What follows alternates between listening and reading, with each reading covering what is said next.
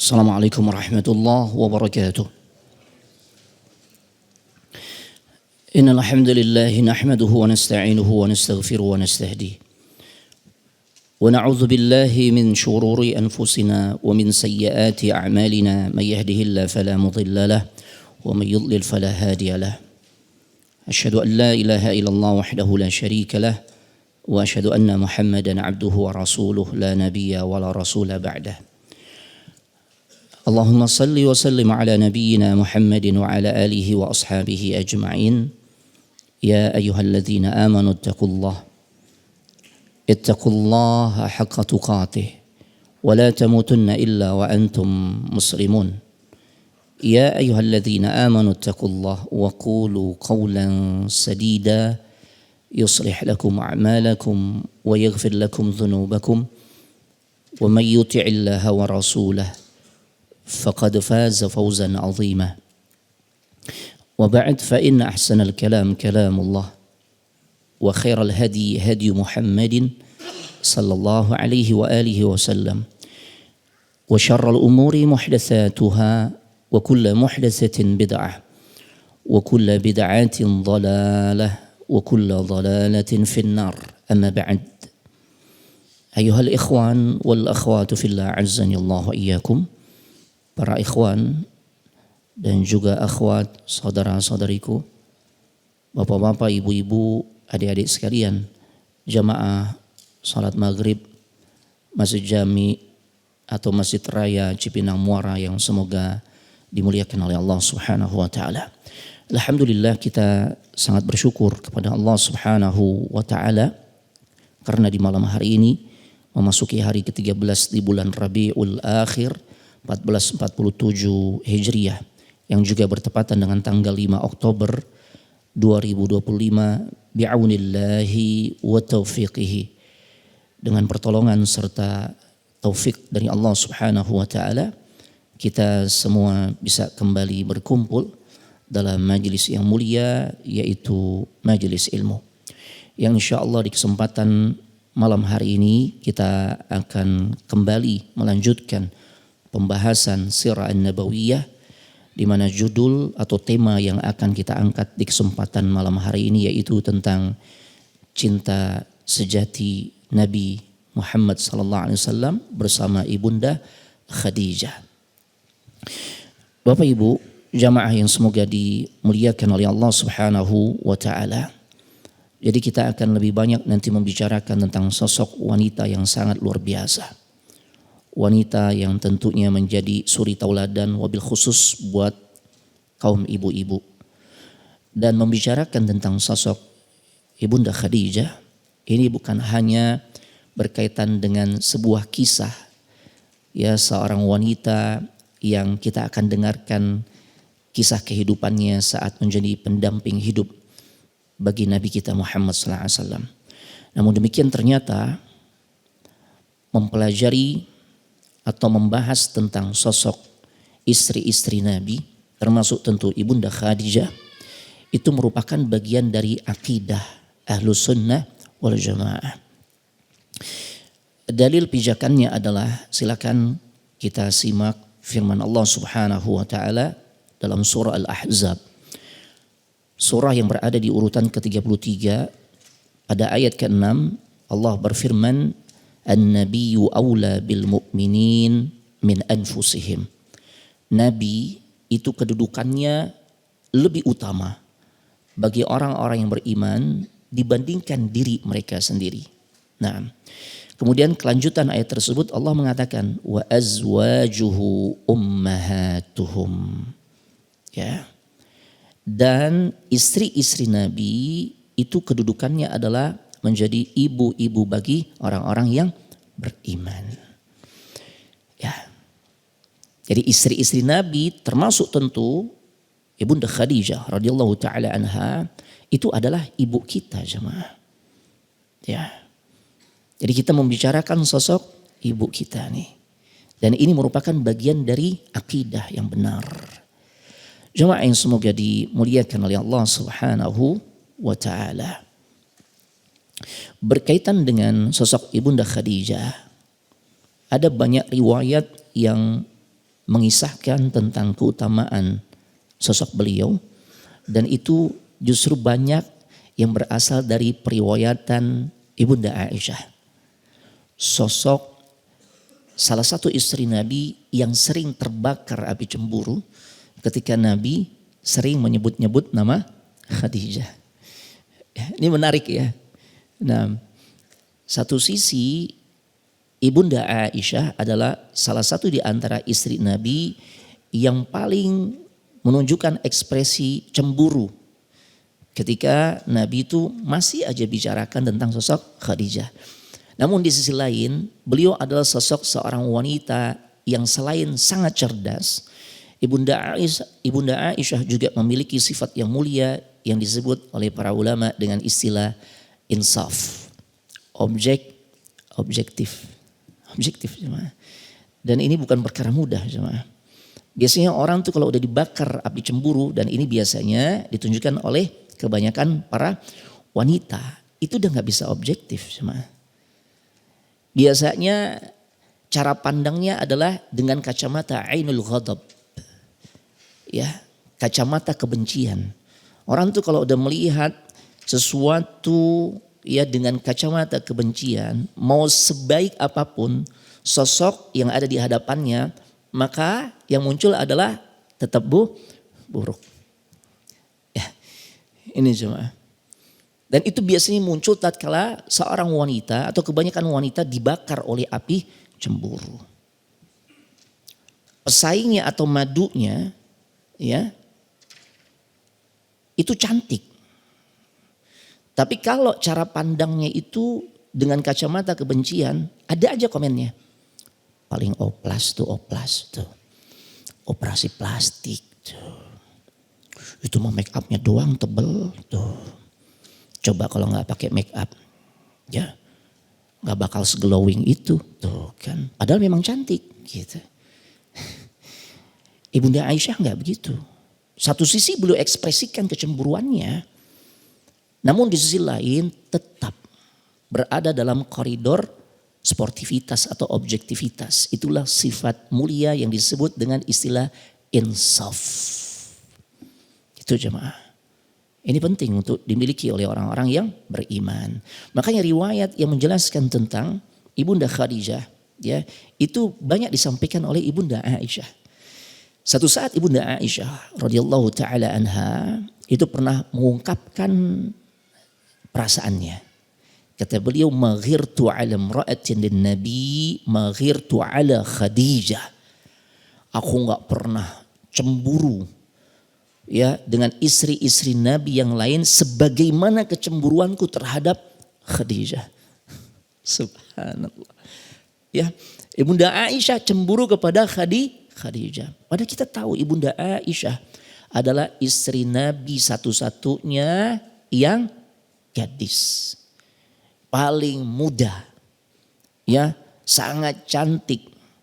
Kecerdasannya luar biasa. Bahkan ada seorang ulama yang bernama Al-Imam Az-Zarkashi. Beliau menulis ya sebuah kitab yang kalau nggak salah judulnya Fiqih Ummahatul Mukminin. Ya, fikihnya Ibunda Aisyah. Masya Allah. Ini wanita nggak berlebihan kalau kita katakan wanita tercerdas di dunia. Karena ribuan hadis yang kita dapatkan itu berasal dari periwayatan Ibunda Aisyah. Luar biasa jemaah. Ya. Wanita yang juga sangat dibanggakan oleh Nabi sallallahu alaihi wasallam. Bahkan Allah Subhanahu wa taala memilih Ibunda Aisyah untuk menemani Nabi sallallahu alaihi wasallam di detik-detik terakhir kehidupan beliau. Maka kita dapati riwayat Nabi wafat di pangkuannya siapa jemaah? Ibunda Aisyah. Ya. Tapi beliau ekspresikan tuh, aku nggak pernah secemburu kepada istri-istri Nabi ya melebihi kecemburuanku kepada Khadijah. Dan saking objektifnya beliau mengatakan walam araha qat. Padahal aku belum pernah melihat langsung wajahnya. Aku belum pernah ketemu langsung nih dengan sosok wanita ini. Loh iya kan beda zaman jemaah. Ya, Ibunda Khadijah wafat. Maka Ibunda Aisyah itu masih sangat kecil jemaah. Mungkin masih balita jemaah. Allahu Akbar. Kata beliau, aku nggak pernah melihat secara langsung kecantikannya, wibawanya, atau kalau bahasa kita apa ya, auranya gitu ya. Nggak pernah lihat. Berbeda saat beliau cemburu. Ketika Nabi akan menikahi Ummu Habibah, ya, Ummu Salamah, itu sosok-sosok yang juga dikabarkan wanita cantik nih. Ya, dan lagi-lagi memang Ibunda Aisyah ya tatkala pernah juga cemburu, Rasul akan menikahi Ummu Salamah dan terdengar kabar Ummu Salamah itu sosok wanita yang cantik. Penasaran kan? Ya biasalah ya antar madu, ya antar pesaing kan gitu ya di antara kaum wanita. Maka beliau penasaran, akhirnya cari tahu dan ketemulah sosok yang bernama Ummu Salamah.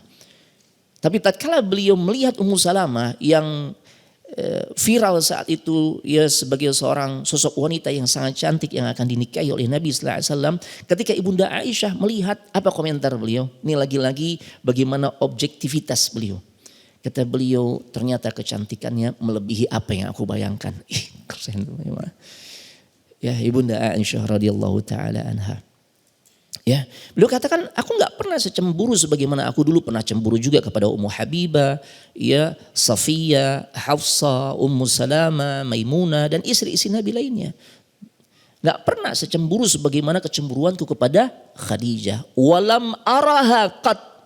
Padahal aku belum pernah melihat wajahnya. Ya, belum pernah ketemu. Ya Allah. Ya, ini jemaah. Berarti kan ada sesuatu yang istimewa pada sosok Ibunda Khadijah. Nih. Ya. Jemaah. Seperti apa sosok Ibunda Khadijah? Sehingga wanita secantik Ibunda Aisyah. Secerdas Ibunda Aisyah. Semulia, sehebat. Ya, dan banyak lagi kelebihan-kelebihan lain yang ada pada diri Ibunda Aisyah. Itu sampai menjadikan dirinya amat sangat cemburu kepada dirinya, kepada Ibunda Khadijah. Ya, ternyata penyebabnya adalah karena Nabi Sallallahu Alaihi Wasallam sangat sering menyebut-nyebut nama Ibunda Khadijah, sekalipun dirinya telah wafat. Sampai saking jengkelnya pernah dalam satu riwayat Ibunda Aisyah mengatakan Khadijah, Khadijah, Khadijah, dikit-dikit Khadijah, dikit-dikit Khadijah. Jadi Pak, kalau istri ngambek wajar Pak. Apalagi memang polanya Bapak ya punya istri lebih dari satu. Itu udah konsekuensi. Nabi pun mengalami hal itu. Ya bagaimana Ibunda Aisyah ngambek. Khadijah lagi, Khadijah lagi, Khadijah lagi. Ya Allah. Kita kalau bahasa bebas ini dikit-dikit Khadijah, dikit-dikit Khadijah. Ya Allah. Ya, ada kejadian apa yang diingat Khadijah. Ya Allah. Ada makanan yang diingat siapa? Khadijah. Nabi dalam satu riwayat ya, Nabi kalau motong kambing, maka kemudian bagian potongan kambing tersebut Nabi perintahkan untuk diberikan kepada kerabatnya Khadijah atau sahabatnya Khadijah. Selalu terkenang dengan sosok Khadijah. Seakan-akan gak ada wanita lain kecuali Khadijah, Khadijah, Khadijah. Ya Allah. Ya. Sampai pada titik ini jemaah, Nabi sallallahu alaihi wasallam merasakan cinta yang begitu besar kepada Ibunda Khadijah. Sampai-sampai ya kemudian dicatat di dalam sejarah dengan tinta emas ya bagaimana Rasul sallallahu alaihi wasallam sosok as-sadiqul masduq, orang yang paling jujur, orang yang selalu mengucapkan kata-kata yang benar, kalimat yang benar, ucapan yang benar dan dibenarkan. Beliau mengungkapkan isi hatinya. Hidup berumah tangga bersama Ibunda Khadijah. Apa kata beliau? Inni qad ruziktu hubbaha. Ya Allah. Sesungguhnya aku mendapatkan rizki. Sesungguhnya aku mendapatkan karunia yang sangat berharga dari Allah. Apa bentuknya? Ya, berupa cintanya kepada Khadijah. Rasul amat sangat mencintai Khadijah. Ditambah lagi ketika Ibunda Aisyah mengekspresikan rasa cemburunya di hadapan Nabi. Kemudian Nabi pernah mengungkapkan kalimat yang membuat Ibunda Aisyah gak bisa berkata-kata lagi. Apa kata Nabi? Waruziktu minha walada. Aikamaqal. Dan aku mendapatkan anak-anak dari beliau. Gak bisa ngomong lagi Ibunda Aisyah. Allahu Akbar. Jemaah, yuk kita perhatikan gaya bahasanya Nabi sallallahu alaihi wasallam. Ketika beliau mengungkapkan isi hatinya, memiliki sosok istri yang bernama Khadijah. Memiliki istri yang bernama Khadijah. Beliau enggak mengatakan, ana uhibbuha. Aku mencintai dirinya. Aku mencintai Khadijah. Itu udah biasa jemaah. Ya. Beliau enggak mengungkapkan dengan kalimat seperti itu. Tapi beliau mengungkapkan dengan kalimat yang lebih mewah. Yang lebih mahal jemaah. Yang lebih berkesan. Yang lebih berkelas. Ketika beliau mengatakan, inni qad ruziqtu hubba. Sungguh benar-benar aku diberikan karunia oleh Allah. Untuk bisa mencintai dirinya. Allahu Akbar. Jemaah, wanita mana yang gak lemes? Jemaah? Yang seakan-akan dia akan terbang ketika mendengar kalimat ini jemaah. Udah gitu yang mengucapkan siapa jemaah? Allahu Akbar. Manusia terbaik yang Allah pernah utus ke muka bumi. Kekasihnya Allah subhanahu wa ta'ala. Beliaulah sosok yang mengungkapkan kalimat ini jemaah. Allahu Akbar. Ya. Nabi mengajarkan kepada kita semua. Sepatutnya seperti itulah. Ungkapan yang kita sampaikan. Terkait pasangan hidup kita jemaah. Ya. Jika kita memang mencintai dirinya. Ungkapkan kata-kata cinta itu dengan kalimat yang indah jemaah. Ya, sampai-sampai Nabi mengatakan mencintai Khadijah itu adalah anugerah, karunia, rezeki. Bukan kebetulan jemaah. Bukan kebetulan. Ya habis sana juga gak paham Ustaz. Ya akhirnya emang udah Allah tentuin ya beginilah. Begitu gitu. Atau ada gimana antum hidup dengan pasangan hidup antum yang sekarang. Ya itu kan pilihan antum. Aduh. Anak salah pilih Ustaz. La haula wa la quwata illa billah. Kayaknya ini musibah terbesar dalam kehidupan anak Ustaz. Ya jangan jemaah. Ya kan. Kadang-kadang gitu. Kenapa Pak gimana Pak menikah dengan Ummu Fulana. Atau gimana ya berumah tangga dengan Abu Fulan. Kayaknya kecelakaan sejarah hidup anak Ustaz. La haula wa la quwata illa billah. Jangan jemaah. Ya, kalau kita lihat gaya bahasanya Nabi, ya beliau nggak hanya mengungkapkan dengan kalimat aku cinta Khadijah, enggak. Tapi justru beliau mengungkapkan dengan kalimat yang lebih dahsyat jemaah. Aku dianugerahi, aku dikaruniai, aku diberikan rizki, ya untuk mencintai dirinya. Oh, ya Allah, ya kan banyak nih orang yang dikaruniakan atau yang merasakan sebuah cinta, tapi cinta-cinta yang nggak jelas jemaah. Ya, cinta-cinta yang nggak jelas. Ada orang yang mencintai orang yang nggak boleh dicintai. Ada gak yang kayak gitu? Iya. Gue kayaknya lagi jatuh cinta deh sama siapa? Itu sama ya si Fulan. Lah kan dia suami orang. Tuh kan. Ya. Atau sebaliknya, ya yang laki-laki dia merasa jatuh cinta kepada siapa? Itu istri tetangga. La haula wa la quwata illa billah. Ini kan kartu mati jemaah. Lu iya. Ya kalau mencintai suami orang masih ada pintu poligami kan gitu ya. Asal dia mau di poligami ya sudah. Ya dia status ini wanita ini masih single. Dia cinta sama suami orang. Masih ada peluang enggak? Masih lewat pintu poligami. Tapi kalau laki-laki cinta kepada bini orang, ya Allah, kartu mati ya jemaah. Ini kartu mati. Ya, dan ini bahaya, mau tidur ingat dia, mau makan ingat dia, mau ngapain aja ingat dia. Ya Allah. Cuma masalahnya ini istri orang jemaah. Nah, cinta yang seperti ini kan menjadi siksaan batin jemaah. Tapi lihat bagaimana Nabi sallallahu alaihi wasallam, pemimpin umat manusia. Ya, di hari kiamat Sosok yang Allah nggak akan pernah tuh persilahkan siapapun manusia untuk masuk ke dalam pintu, ke dalam surganya Allah sebelum ya pintu surga diketuk oleh sosok yang satu ini. Tidak lain, beliau adalah Nabi kita Muhammad SAW. Sosok yang paling mulia. Ya, tidaklah manusia diperkenankan untuk masuk ke dalam surga, melainkan tatkala Allah persilahkan lebih dulu Nabi kita Muhammad SAW untuk memasukinya. Beliau tuh yang mengungkapkan, aku diberikan rizki untuk mencintai Khadijah. Nabi merasakan mendapatkan sesuatu yang sangat berharga. Nabi merasakan beliau mendapatkan keberuntungan, mendapatkan nikmat yang besar, mendapatkan rizki yang begitu mewah, jemaah. Ketika bisa mencintai Khadijah. Hidup berdampingan dengan Khadijah. Jemaah, kalau Ibunda Khadijah yang mengatakan, aku beruntung banget nih bisa dinikahi oleh Nabi. Wajar gak? Wajar. Loh iya. Ya kalau Ibunda Khadijah yang mengungkapkan itu wajar. Karena yang menikahi dirinya adalah manusia terbaik, kekasihnya Allah. Siapa yang gak ingin? Siapa wanita yang gak ingin dinikahi oleh Nabi SAW?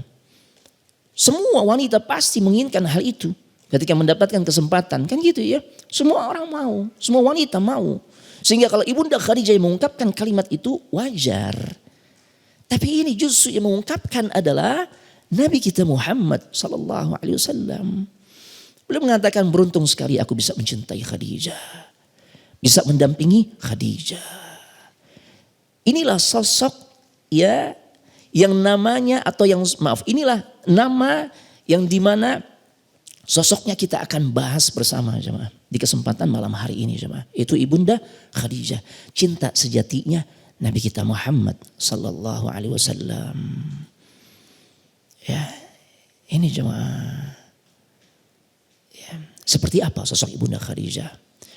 Sampai-sampai membuat manusia terbaik yang pernah Allah utus ke muka bumi, kekasihnya Allah, sampai merasakan orang yang paling beruntung bisa mencintai dirinya. Hidup berdampingan dengan dirinya. Ya Allah. Seperti apa sih sosok wanita ini nih? Ya. Sampai-sampai Rasulullah SAW mengungkapkan dengan kalimat seperti itu. Jemaah. Dan sampai-sampai membuat seorang istri Nabi yang memiliki deretan kelebihan pun terbakar api cemburu. Ya Allah. Padahal belum pernah ketemu atau melihat wajah Khadijah. Ya. Jemaah yang semoga dimuliakan oleh Allah Subhanahu wa taala. Jadi pembicaraan kita di malam hari ini adalah berbicara tentang sosok wanita terbaik. Ya. Wanita termulia yang Nabi sallallahu alaihi wasallam pernah menyebutkan dalam hadisnya, ya, Nabi mengatakan khairu nisaiha Maryam bintu Imran wa khairu nisaiha Khadijah. Sebaik-baik wanita di masa Bani Israel itu adalah sosok Maryam binti Imran. Ibundanya siapa? Nabi Isa. Dan kemudian beliau mengatakan, dan sebaik-baik wanita di masa ini adalah Khadijah. Jemaah. Ya Allah. Kalimat itu meluncur atau keluar langsung dari lisan Nabi sallallahu alaihi wasallam. Ya. Bahkan ada sesuatu yang menarik juga jemaah. Dan ini yang lagi-lagi meriwayatkan hadisnya adalah sosok Ibunda Aisyah. Ya. Nah. Bagaimana redaksi hadisnya? Dijelaskan dalam sebuah hadis yang diriwayatkan oleh Imam Muslim, ya, dengan redaksi yang beragam, ya. Yang pertama dijelaskan, maghirtu ala ahadin min nisa'in Nabi sallallahu alaihi wasallam maghirtu ala Khadijah. Kata Ibunda Aisyah, aku enggak pernah merasakan kecemburuan kepada salah seorang istri Nabi sebagaimana kecemburuanku kepada Khadijah. Ya. Wa ma ra'aituha qad, padahal aku belum pernah melihat wajahnya. Walakin kana an-nabiy sallallahu alaihi wasallam yuksiru dzikraha. Ya, akan tetapi Nabi itu sering banget menyebut-nyebut namanya. Ya, sampai-sampai wa rubbama dzabaha syah fayaqta'uha a'dha thumma yab'atsuha fi sadaiki Khadijah. Ya Allah. Sampai-sampai Nabi itu kalau memotong kambing, maka ya sebagian potongan dagingnya itu akan diberikan kepada kerabat-kerabatnya atau sahabat-sahabatnya Khadijah. Ya. Sampai-sampai Ibunda Aisyah berkata, "Farubbama qultu lahu ka'annahu lam yakun fid dunya imra'atun illa Khadijah." Sampai-sampai aku berkata ya kepada Nabi, seakan-akan di dunia ini kayaknya enggak ada perempuan kecuali cuma Khadijah ya. Ya Allah. Innaha kanat wa kana li minha waladun. Ya, na'am. Maka Nabi ketika mendengar Ibunda Aisyah menggerutu dengan kalimat seperti itu, apa kata Nabi? Dia memang begitu. Memang layak untuk disebut-sebut. Memang layak untuk selalu dikenang. Seakan-akan seperti itu. Ya, terlebih aku diberikan karunia anak darinya. Berapa Rasul dapat anak dari beliau? 6. Qasim, Abdullah, Zainab, Ruqayyah, Ummu Kulthum, Fatimah. Dari Bunda Khadijah tuh. Nah, dalam riwayat yang lain dan riwayat ini ya kita simak. Walam yatazawwaj 'alaiha hatta matat. Dan beliau yaitu Nabi kita Muhammad SAW itu enggak pernah menikah lagi selama Khadijah masih hidup. Sampai kemudian Khadijah wafat baru kemudian menikah. Pernah dengar hadis ini? Ibu-ibu pernah dengar? Pasti dengar dong gitu ya. Ya, Masya Allah. Ibu-ibu pernah dengar hadis ini Bu ya? Riwayat siapa Bu ini Bu? Ini riwayat Imam Muslim. Masya Allah. Ini hadis yang sangat disukai. Redaksi yang terakhir ini ya, ini redaksi hadis yang sangat disukai oleh kaum ibu-ibu. Benar gak Bu? Walam yatazawwaj 'alaiha hatta matat. Dan beliau yaitu Nabi kita Muhammad SAW itu enggak pernah menikah lagi selama Khadijah masih hidup. Ya, sampai kemudian Ibunda Khadijah wafat baru kemudian Rasul menikahi wanita lain. Selama Ibunda Khadijah masih hidup Rasul enggak berpoligami. Ya, naam. Ibu suka dengan hadis ini Bu? Ya, biasanya ibu-ibu sangat suka dengan hadis ini. Ya, ya karena hadis ini akan menjadi senjata buat ibu-ibu.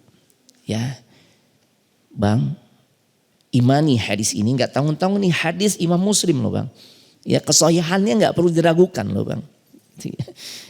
Ya, bahwasanya Nabi Sallallahu Alaihi Wasallam itu hendak menikahi wanita lain tatkala Ibunda Khadijah masih hidup. Poligaminya Nabi Sallallahu Alaihi Wasallam itu tatkala Ibunda Khadijah telah wafat. Ini hadis riwayat Imam Muslim Bang, dengan sanad yang sahih. Seakan-akan hadis ini menjadi senjata gitu Bu ya. Nah, atau buat pagerin bapak-bapak ya. Nah, kalau sudah mulai membuka wacana untuk poligami Bang, ya hadis Muslim ingat Bang. Rasul poligaminya kapan? Setelah Ibunda Khadijah wafat. Atau dengan kata lain, kalau abang mau nikah lagi, ya langkahi dulu. Dengan kata lain gitu ya. Ya Allah, Ibu, ya sebenarnya nggak salah ya, karena memang hadis ini begitulah redaksinya, faktanya seperti itu. Ya, nah, akan tetapi ibu-ibu, ada sesuatu yang juga menarik ya, tatkala hadis ini dikomentari oleh seorang ulama yang Masya Allah penjelasannya terkait dengan syarah hadis-hadis sahih itu sangat dalam.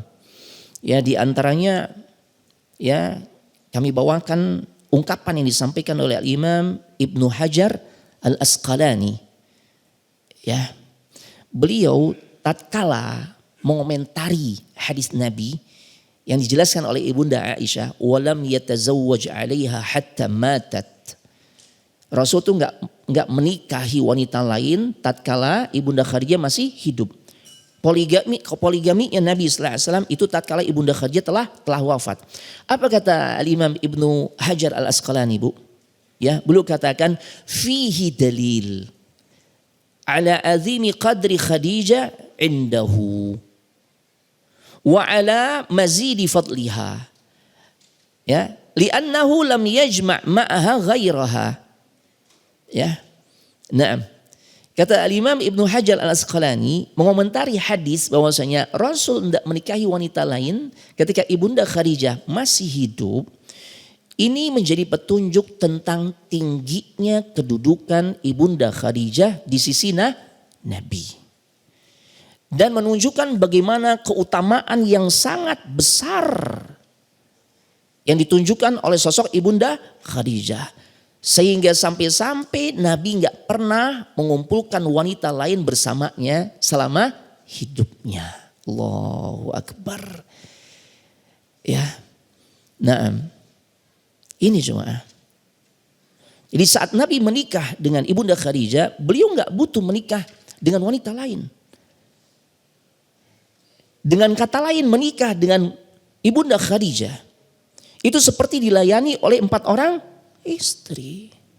Semua khidmatnya, semua servisnya tercurah diberikan Khadijah kepada Nabi sallallahu alaihi wasallam. Ya. Makanya pantas kalau kemudian Rasul sallallahu alaihi wasallam tidak menikahi wanita lain. Karena beliau tidak pernah membuat Nabi kecewa. Ya, tidak pernah membuat Nabi tersinggung. Masya Allah. Baik, insya Allah kita akan lanjutkan kisahnya setelah kita melaksanakan sholat isya berjamaah. Karena sudah masuk isya ya. Sudah masuk? Belum? Berapa menit lagi? Oh 3 menit lagi. Baik, kita lanjutkan dulu. Nah, masih ada 3 menit. Jemaah, pelajaran besarnya Ibu, ya, kata Imam Ibnu Hajar Al-Asqalani, hadis ini justru menjadi dalil atas kehebatan Ibunda Khadijah sebagai seorang istri. Ya. Itulah yang menjadikan makanya Nabi itu enggak menyisakan ruang sedikit pun di hatinya buat wanita lain. Ya, karena semua sudah beliau berikan untuk Nabi sallallahu alaihi wasallam. Jadi sebenarnya kata para ulama, hadis ini ya bukan hanya dijadikan sebagai senjata bagi para wanita ya agar suaminya tidak menikah lagi. Tapi ini sebenarnya menjadi salah satu bahan introspeksi. Kalau kita berharap, kalau kaum ibu berharap ya suaminya enggak menikah lagi, maka pertanyaan basicnya adalah bagaimana yang telah ibu tunjukkan ya terhadap suami ibu. Sudahkah sama atau mendekati apa yang telah ditunjukkan oleh Ibunda Khadijah saat menjadi pendamping hidup bagi Nabi sallallahu alaihi wasallam. Ini cuma Ibunda Khadijah tuh nggak pernah mukul, nggak pernah lempar piring, nggak pernah banting pintu, nggak pernah cerita. Nggak ada ceritanya gitu kan? Nggak pernah ngangkat suara. Ya, makanya diberikan fasilitas surga yang penuh dengan ketenangan. Sebagai bentuk balasan karena saat menjadi pendamping hidup Nabi sallallahu alaihi wasallam, beliau tidak pernah membuat gaduh di dalam rumah tangganya Nabi sallallahu alaihi wasallam atau rumah tangga beliau bersama Nabi sallallahu alaihi wasallam. Makanya ada ungkapan al-jaza min jinsil amal, balasan berbanding lurus dengan perbuatan. Udah masuk isya ya. Dan barakallahu fikum. Assalamualaikum warahmatullahi wabarakatuh. Assalamualaikum warahmatullahi wabarakatuh. Bismillah, alhamdulillah, salatu wassalamu ala rasulillah wa ba'd. Bapak-bapak, ibu-ibu, adik-adik sekalian, jemaah yang semoga dimuliakan oleh Allah subhanahu wa ta'ala. Baik. Ya, kita sudah mendapatkan beberapa riwayat yang menjelaskan tentang keutamaan Ibunda Khadijah. Walaupun sebenarnya sangat banyak riwayat-riwayat yang menjelaskan tentang sosok beliau ya. Nah, jamaah yang semoga dimuliakan oleh Allah subhanahu wa ta'ala. Nabi sallallahu alaihi wasallam hidup selama 38 tahun ya setelah beliau menikah dari 38 tahun beliau menjalani kehidupan rumah tangga itu 25 tahun bersama Ibunda Khadijah jemaah. Ya baru sisanya itu ya sekitar 13 tahun ya. Sekitar 13 tahun itu dibagi dengan istri-istri Nabi yang lain. 25 tahunnya bersama Ibunda Khadijah jemaah. Allahu Akbar. Ya. Dan itu adalah masa-masa terberat dalam kehidupan Nabi sallallahu alaihi wasallam selama di fase Makkah qabla al-hijrah. Ya, dan semua hal-hal yang berkaitan dengan perjuangan Nabi sallallahu alaihi wasallam dalam mendakwahkan ya ajaran Islam ini semua di-cover oleh Ibunda Khadijah. Ya, itu adalah keutamaan dari Ibunda Khadijah. Nah, semua kewajiban yang harus ditunaikan oleh seorang istri beliau penuhi tanpa cacat jemaah. Allahu Akbar. Makanya kita ini sebenarnya sedang berbicara tentang sosok wanita terbaik sepanjang masa. Ya, maka enggak heran kalau Nabi mengatakan ya bahwasanya beliau adalah salah satu di antara wanita-wanita terbaik yang pernah Allah hadirkan ke muka bumi. Naam. Jemaah yang semoga dimuliakan oleh Allah Subhanahu wa taala. Sekarang kita akan lebih jauh mengenal sosok beliau, Ibunda Khadijah. Ya. Siapa beliau, bagaimana kisah beliau sampai pada akhirnya ya dinikahi oleh Nabi sallallahu alaihi wasallam. Beliau bernama Khadijah binti Khuwailid ibn Asad ibn Abdul Uzza ibn Qusay ibn Kilab dan seterusnya. Jalur sanadnya kan panjang ya. Nah, ya. Jadi sebenarnya Ibunda Khadijah jalur sanadnya itu nyambung dengan jalur sanadnya Nabi sallallahu alaihi wasallam. Jalur nasabnya Ibunda Khadijah itu nyambung dengan jalur nasabnya Nabi sallallahu alaihi wasallam. Bertemu pada Qusay. Naam. Ya. Taib, bertemu pada nama Qusay. Adapun dari pihak ibu, Ibunda Khadijah jalur nasabnya ketemu dengan jalur nasab Nabi itu di jalur Abdi Manaf. Ya. Masya Allah, kita tahu Nabi sallallahu alaihi wasallam ibn Abdullah, ibn Abdul Muttalib, ibn Hashim, ibn Abdi Manaf. Makanya ketemu tuh. Ya. Jadi dari jalur ibu ketemu di Abdi Manaf, dari jalur ayah ketemu di Qusay. Dan kata para ulama enggak ada satupun istri Nabi yang memiliki nasab sedekat itu. Kecuali nanti ada juga yang juga dekat, dikatakan dekat oleh para ulama, yaitu Ummu Habibah radhiyallahu taala anha. Nah, Khadijah ini bangsawan jemaah. Beliau berasal dari keluarga besar Nabi sallallahu alaihi wasallam, artinya masih ada hubungan nasab. Ya. Dan ayah beliau memang terkenal sebagai seorang laki-laki yang cerdas, ya, pengusaha yang terpandang, punya akhlak yang baik, ya, terpercaya, ya, dan termasuk tokoh di kalangan orang-orang Quraisy. Nah, sebelum menikah dengan Nabi sallallahu alaihi wasallam atau sebelum dinikahi oleh Nabi sallallahu alaihi wasallam, sejarah mencatat bahwasanya Ibunda Khadijah pernah menikah 2 kali. Ya, di antaranya seingat ana ya, suaminya itu namanya adalah Abu Halah. Abu Halah. Yang kemudian dari pernikahan dengan Abu Halah, Allah berikan karunia 2 orang anak jemaah. Ya. Naam. Yang dimana anaknya tersebut dinamakan Hindun. Naam. Itu jemaah. Jadi dinamakan Hindun. Naam. Abu Halah menamakan ya anaknya dengan nama Hindun jemaah. Ya Allah. Taib. Dan pada akhirnya pernikahan ini berakhir karena suaminya meninggal. Jadi cerai meninggal jemaah. Ya. Nah, dari pernikahan Ibunda Khadijah dengan suami sebelumnya, ya, dengan laki-laki sebelum Nabi sallallahu alaihi wasallam, beliau mendapatkan karunia, di antaranya para ulama sejarah katakan ada 2 orang anak laki-laki. 2 orang ya anak. Ada yang laki-laki, ada juga yang perempuan. Naam. Dan nama anak tersebut sebagian ahli sejarah mengungkap ya namanya dua-duanya adalah Hindun. Jadi ternyata nama Hindun ini multigender jemaah. Bisa untuk nama laki-laki, bisa juga untuk nama anak perempuan. Ya. Naam. Baik, Bapak Ibu jemaah sekalian, semoga dimuliakan oleh Allah Subhanahu wa taala. Ibunda Khadijah terkenal sebagai wanita yang bisa dikatakan terkaya di kota suci Mekah, paling kaya jemaah. Ya, beliau menjalankan usahanya ini ya biasanya menjalin kerjasama ya dengan kaum laki-laki, yang dimana kaum laki-laki ini akan menjalankan usaha dari beliau. Jadi permodalannya dari beliau, Masya Allah. Dan biasanya daerah yang dijadikan sebagai wilayah perdagangannya itu wilayah Syam. Ya, wilayah Syam. Dan memang secara umum orang-orang di kalangan bangsa Arab, ya, khususnya di kalangan Mekah atau orang-orang Quraisy lebih khusus lagi, ya, mereka tuh memang suka melakukan perjalanan jauh. Ya, perjalanan jauh mereka ini tidak lain untuk berdagang.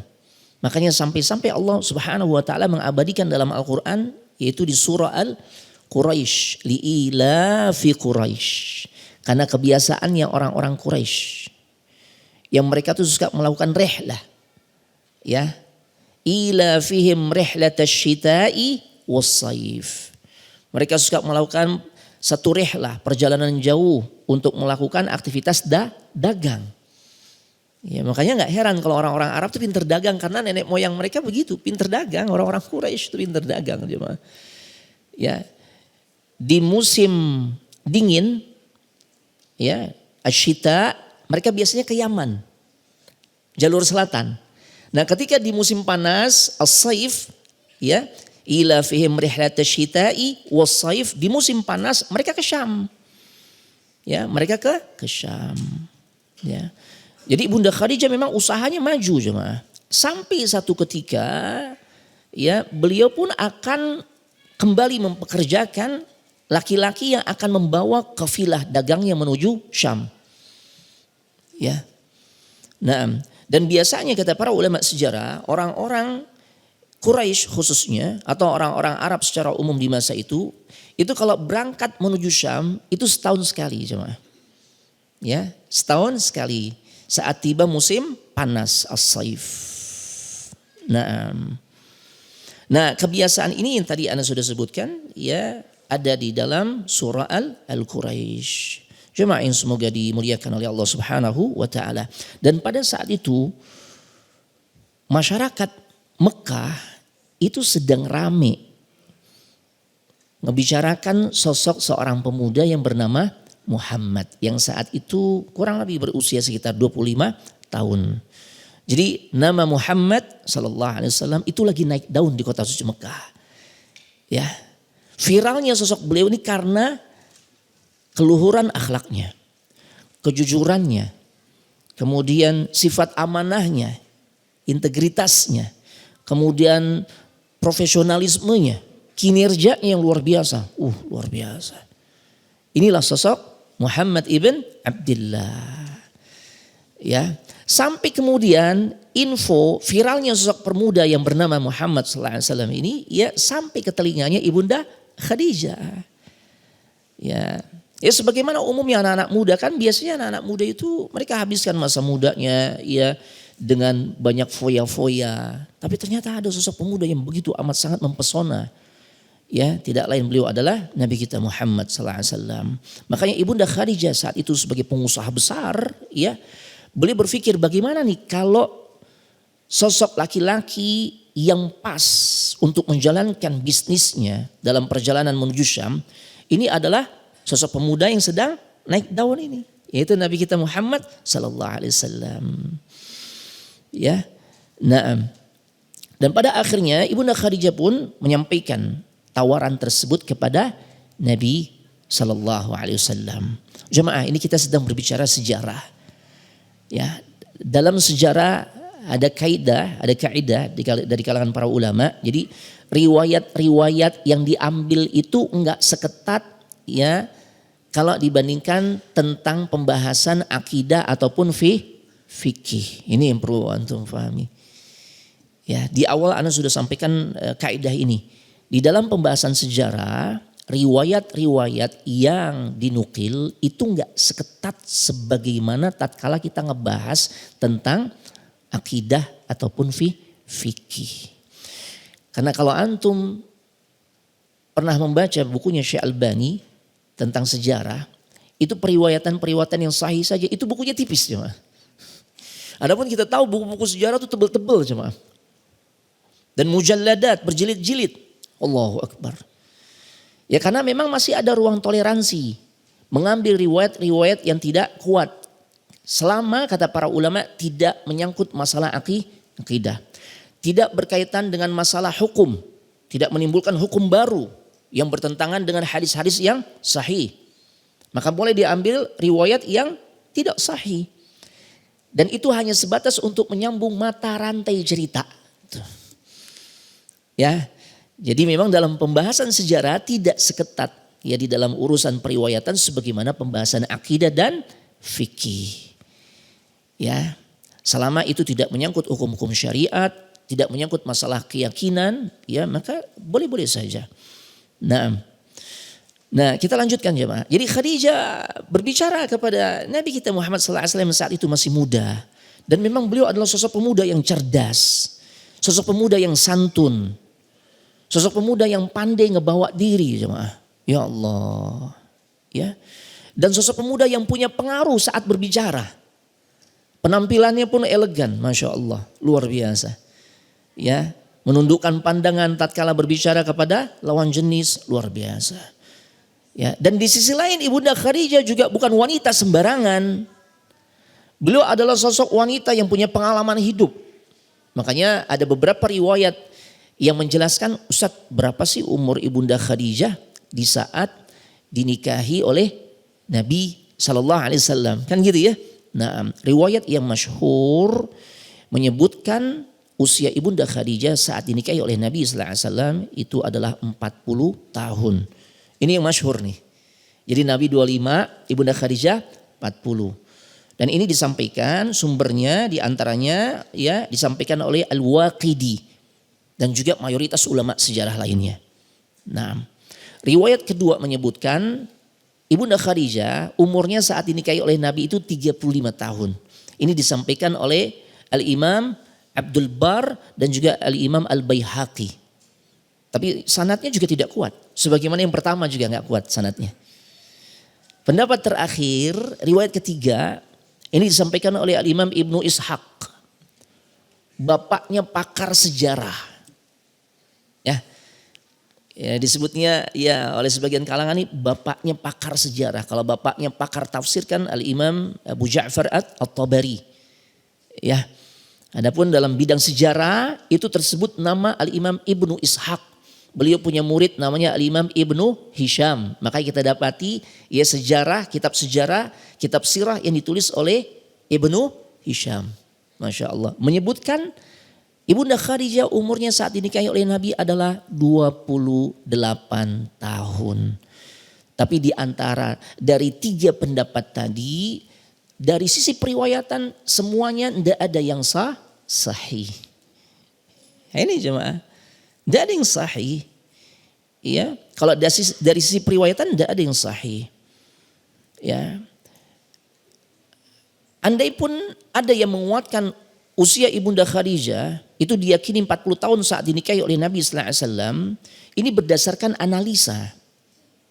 Ya, berdasarkan sebuah analisa. Ya. Di antaranya mengacu kepada perkataan Ibunda Aisyah. Dalam hadis yang sahih riwayat Imam Muslim. Ketika mengungkapkan kecemburuannya Ibunda Aisyah sampai mengatakan innaha kanat ajuzan min ajaizi Quraisy. Khadijah itu kan wanita tua. Ajuz. Dari kalangan wanita-wanita Quraisy. Dari kalangan wanita-wanita tua yang berasal dari Quraisy. Tidaklah seorang dikatakan ajuz kecuali memang usianya sudah dianggap sepuh. Ya sama lah di antara kita kan suka bilang gitu ya, ajuz ente gimana, sehat gak? Sehat gak gitu ya, ajuz. Orang tua yang udah sepuh, ajuz. Nah dari ungkapan Ibunda Aisyah saat mengungkapkan ya perkataan Ibunda Aisyah saat mengungkapkan kecemburuannya ini dengan kalimat ya ajuz ini yang kemudian dianalisa, difahami oleh sebagian ulama ya. Memang usia Ibunda Khadijah saat dinikahi Nabi itu adalah 40 tahun. Ya, makanya pantas disebut ajuz. Ya. Adapun yang mengatakan 28 tahun, ini juga analisa. Bukan dari si periwayatan. Analisanya dari mana? Ya kita tahu tadi Ibunda Khadijah dengan izin Allah memberikan karunia keturunan untuk Nabi sallallahu alaihi wasallam sebanyak 6 orang. Lah kalau usianya 40, ini kayaknya agak berat nih. Wanita umur 40 tahun bisa memberikan keturunan sebanyak 6 orang. 6 anak. Ini sulit cuma. Jadi ini semua berdasarkan analisa sejarah. Ya, berdasarkan ijtihad, bukan berdasarkan ya periwayatan. Tapi inilah sejarah. Ya. Inilah sejarah.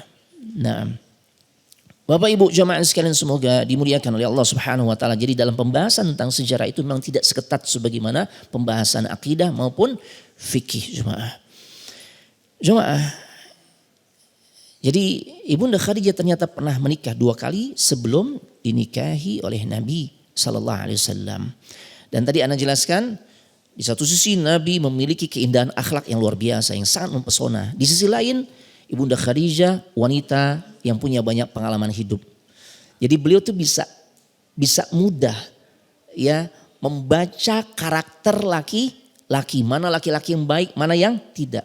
Karena sebelum Nabi sallallahu alaihi wasallam ya menikahi Ibunda Khadijah itu banyak laki-laki, para saudagar, para pembesar yang udah datang ya untuk menikahi Khadijah. Tapi yang dibutuhkan oleh Ibunda Khadijah bukanlah sosok laki-laki yang memiliki banyak harta, enggak. Ya karena beliau adalah wanita terkaya jemaah. Ya. Taib. Dan pada akhirnya beliau ya jatuh hati kepada Nabi kita Muhammad sallallahu alaihi wasallam. Sehingga pada akhirnya kontrak kerja pun atau kontrak bisnis pun ditawarkan kepada Nabi sallallahu alaihi wasallam dan pada akhirnya Nabi menerima ya tawaran kerjasama tersebut ya. Hadirin yang dimuliakan oleh Allah Subhanahu wa taala, hari yang dinantikan pun tiba. Artinya keberangkatan kafilah dagang ya milik Ibunda Khadijah yang dibawa oleh Nabi sallallahu alaihi wasallam pun mulai bergerak menuju Syam. Dan saat itu ini cerdasnya Khadijah jemaah. Sebenarnya Khadijah selain memang ingin menjalin hubungan bisnis dengan sosok pemuda yang lagi viral saat itu, beliau juga sudah mulai tertarik dengan sosok pemuda yang bernama Muhammad sallallahu alaihi wasallam. Tapi beliau juga adalah sosok wanita yang mengetahui tentang adab, sopan santun, kepantasan dan sebagainya. Ya kalau udah bicara masalah jatuh hati, maka ya sudah sepatutnya yang banyak ambil peran adalah laki-laki. Tapi udah pinter.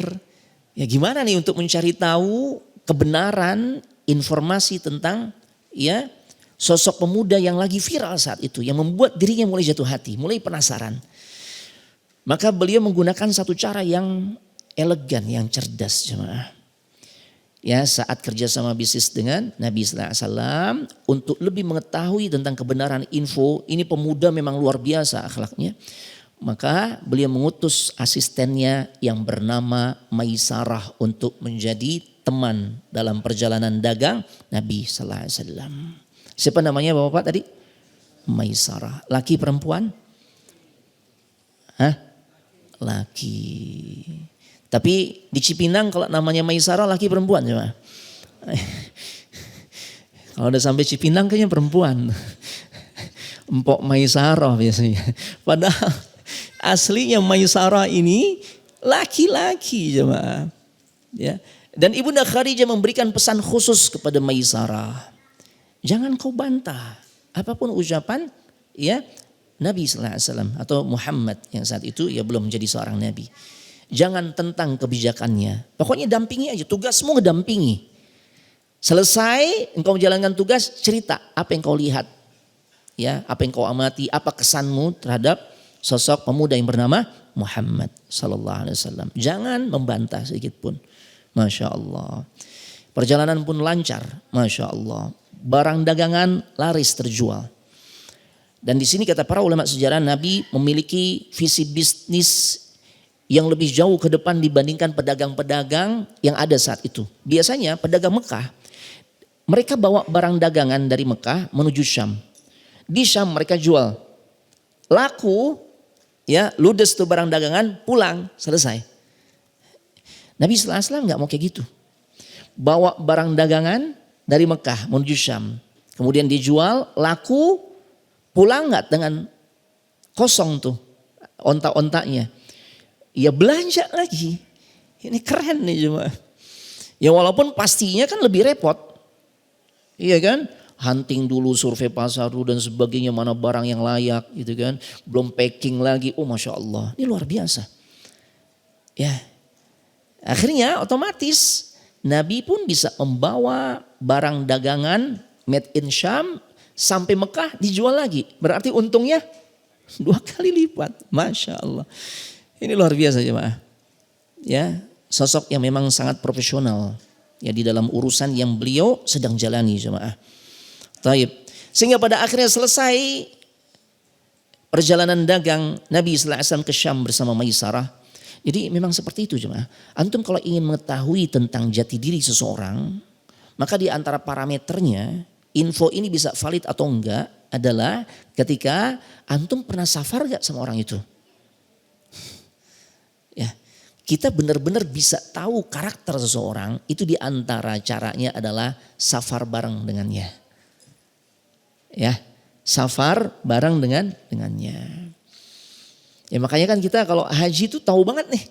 Oh ternyata nih ya teman kita nih Masya Allah luar biasa baik. Nggak betah kalau ngeliat orang susah. Oh ya Allah selalu pengen nolong. Ada lagi yang sebaliknya. Ya Allah pelit banget gitu ya. Kalau makan bawa rendang diem-diem. Nah itu. Iya kan. Padahal kelihatan tuh teman-temannya lagi pada bosan makanan. Ya makanan-makanan Arab kan ini sebenarnya jadi solusi gitu ya. Nah ini ada yang kayak begitu coba. Ya makanya safar itu maknanya al-iktisyaf. Menyingkap sesuatu yang tersembunyi. Makanya lewat safarlah maka kemudian Ibunda Khadijah bisa mengetahui ya dengan rinci, dengan pasti sosok yang sedang viral saat itu benar gak sih? Ternyata benar jemaah. Persaksian Maisarah mengungkap tentang hal itu. Ya apa yang selama ini diperbincangkan tentang sosok pemuda bernama Muhammad sallallahu alaihi wasallam itu adalah sosok yang sangat mengagumkan. Akhlaknya, kecerdasannya, tutur katanya, integritasnya, amanahnya, semua komplit jemaah. Allahu Akbar. Maka akhirnya perasaan cinta pun semakin tumbuh di hati Khadijah. Sampai pada satu titik ya beliau ingin serius dengan Nabi Muhammad SAW. Tapi ada kendala sebagaimana umumnya. Ya wanita itu dalam urusan ya percintaan gitu ya. Itu kan pasif sifatnya jemaah. Mereka hanya menunggu dari pihak laki-laki. Ya, namun di sisi lain ini Nabi kok nggak menunjukkan tanda-tanda akan melamar dirinya. Nah disinilah kecerdasan Ibunda Khadijah ditunjukkan jemaah. Ya, dengan cara apa? Beliau meminta bantuan salah satu sahabatnya yang masih kerabat dengan Nabi sallallahu alaihi wasallam. Seorang wanita senior. Yang kalau nih wanita ini bicara kepada Nabi, pasti omongannya didengerin. Ini sahabatnya Khadijah, kerabatnya Nabi. Namanya adalah Nafisah binti Munayyah. Ya, ini jemaah. Taib. Sehingga pada akhirnya ya Ibunda Khadijah menugaskan kepada Nafisah untuk menjadi penghubung antara dirinya dengan Nabi sallallahu alaihi wasallam. Agar pada akhirnya Nabi nanti mau menikahi dirinya tapi dengan cara yang elegan. Bahasa kita nih Nafisah posisinya jadi apa? mak comblang. Tapi mak comblang yang keren cuma nanti Anda bawakan riwayat ya Masya Allah ini. Ya, bagaimana gaya Nafisah tatkala ya berusaha mempengaruhi Nabi sallallahu alaihi wasallam agar nanti itu mau nikahin ya Khadijah. Agar mau menikahi Khadijah. Ya, bukan justru merendahkan martabat sahabatnya. Ya, beliau enggak mengatakan ketika ketemu Nabi Muhammad SAW, ya karena beliau lebih tua ya manggil nama, ya Muhammad. Ya sahabatku Khadijah suka banget sama ente. Itu kan norak jemaah.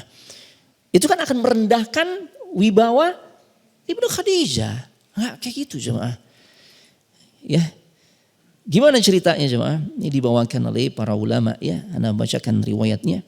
Ya, riwayat ini dari Nafisah binti Munayyah, dia pernah berkata, ya ketika ibunda Khadijah binti Khuwailid ya semakin merasakan ya cinta atau suka kepada sosok Nabi sallallahu alaihi wasallam, maka beliau kemudian meminta tolong kepada dirinya, kepada Nafisah ya untuk melobi atau menjadi mak comblang buat dirinya. Ya, naam. Ibunda Khadijah berkata, ini perkataan Nafisah, ya Nafisah, qad a'jabtu bi Muhammadin li sidqihi wa amanatihi fadhhabi ilaih fa'aridi alaihi an yatazawwajani. Wahai Nafisah, aku sebenarnya tertarik kepada sosok pemuda yang bernama Muhammad. Ya karena kejujurannya, sifat amanahnya dan sebagainya. Tolong Anda pergi. Ya, untuk membawa misi dengan bermain cantik nanti ya kemudian berharap ya Nabi sallallahu alaihi wasallam akan bisa menikahi dirinya. Maka faqultu lahu, ketemulah Nafisah dengan Nabi sallallahu alaihi wasallam karena kerabat udah biasa ketemu. Ya. Dan Nafisah berkata, "Ya Muhammad, ma yamna'uka an tatazawwaj." Masya Allah. Ya, wahai Muhammad, apa yang menghalangi dirimu? Kok sampai sekarang belum juga nikah? Kalimat pembukanya udah keren nih jemaah. Ya, maka apa yang terjadi? Nabi sallallahu alaihi wasallam berkata, Nabi yang saat itu masih muda, masih berusia 25 tahun kurang lebih berkata, "Ma bima yamna'u illa anni la ajidu ma atazawwaju bihi." Ya. Beliau mengatakan dengan jujur, enggak ada yang menghalangiku untuk menikah kecuali karena aku belum memiliki biaya yang cukup untuk nikah. Jadi dicari tahu dulu nih apa nih penyebabnya. Ya, Masya Allah. Karena ya sebagaimana yang kita ketahui bersama, bukan hanya dari sekarang nih, bukan hanya di zaman sekarang, sejak dulu yang namanya nikah butuh biaya. Ya, membutuhkan biaya. Nah, ketika Nafisah tahu alasannya itu tidak ada biaya. Ya. Maka apa kata Nafisah? Bagaimana kalau masalahmu aku yang tanggung? Keren. Gimana kan Anda bilang nih comblang keren nih ini nih, Masya Allah nih kalau ada comblang yang kayak begini, Masya Allah luar biasa jemaah. Ya. Ya. Langsung ngasih solusi jemaah. Ya. Bagaimana kalau masalahmu aku yang tanggung?